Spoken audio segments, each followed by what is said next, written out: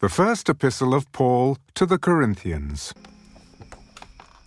Now concerning the things of which you wrote to me, it is good for a man not to touch a woman. Nevertheless, because of sexual immorality, let each man have his own wife, and let each woman have her own husband. Let the husband render to his wife the affection due her, and likewise also the wife to her husband.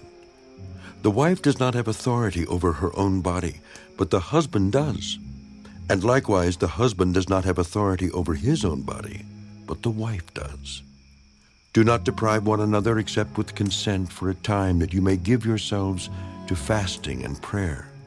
And come together again, so that Satan does not tempt you because of your lack of self-control. But I say this as a concession, not as a commandment. For I wish that all men were even as I myself. But each one has his own gift from God, one in this manner and another in that. But I say to the unmarried and to the widows, it is good for them if they remain even as I am. But if they cannot exercise self-control, let them marry.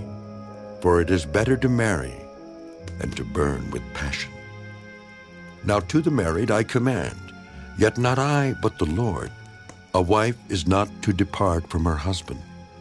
But even if she does depart, let her remain unmarried or be reconciled to her husband. And a husband is not to divorce his wife. But to the rest, I, not the Lord, say, if any brother has a wife who does not believe, and she is willing to live with him, let him not divorce her. And a woman who has a husband who does not believe, if he is willing to live with her, let her not divorce him. For the unbelieving husband is sanctified by the wife, and the unbelieving wife is sanctified by the husband. Otherwise your children would be unclean, but now they are holy. But if the unbeliever departs, let him depart. A brother or a sister is not under bondage in such cases. But God has called us to peace.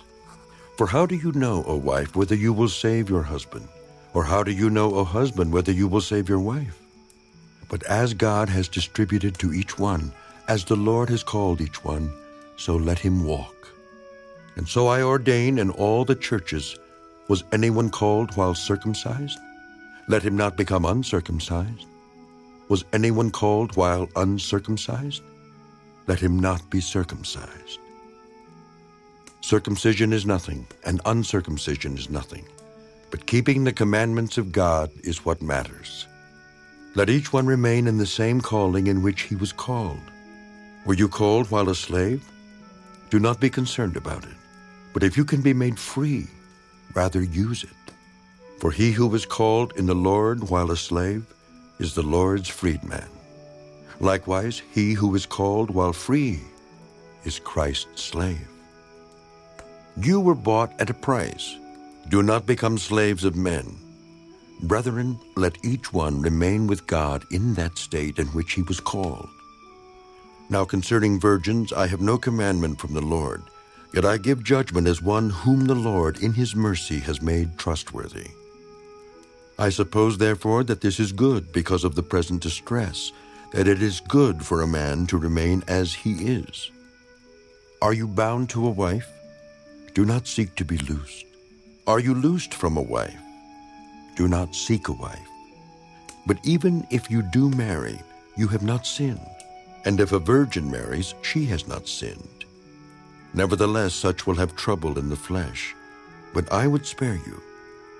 But this I say, brethren, the time is short, so that from now on even those who have wives should be as though they had none, those who weep as though they did not weep, those who rejoice as though they did not rejoice, those who buy as though they did not possess, and those who use this world as not misusing it. For the form of this world is passing away. But I want you to be without care. He who is unmarried cares for the things of the Lord, how he may please the Lord. But he who is married cares about the things of the world, how he may please his wife. There is a difference between a wife and a virgin. The unmarried woman cares about the things of the Lord, that she may be holy both in body and in spirit. But she who is married cares about the things of the world, how she may please her husband. And this I say for your own profit, not that I may put a leash on you, but for what is proper, and that you may serve the Lord without distraction. But if any man thinks he is behaving improperly toward his virgin, if she is past the flower of youth, and thus it must be, let him do what he wishes. He does not sin. Let them marry. Nevertheless, he who stands steadfast in his heart, having no necessity, but has power over his own will, and is so determined in his heart that he will keep his virgin, does well. So then he who gives her in marriage does well, but he who does not give her in marriage does better. A wife is bound by law as long as her husband lives. But if her husband dies, she is at liberty to be married to whom she wishes, only in the Lord. But she is happier if she remains as she is, according to my judgment. And I think I also have the Spirit of God. Very special thanks to the producers of the films used in this video presentation. The Mormon Tabernacle Choir and Orchestra. The Word of Promise Audio Bible. 600 actors and actresses providing the voices of all the characters in the Bible. Speechalo Voices. Images downloaded from Google. Project producers. Word of Promise Audio Bible. Lumo Gospel Films. Latter-day Saints Gospel Films. Speechalo Voices. Google Images. Blessed Arnold Jansen Foundation.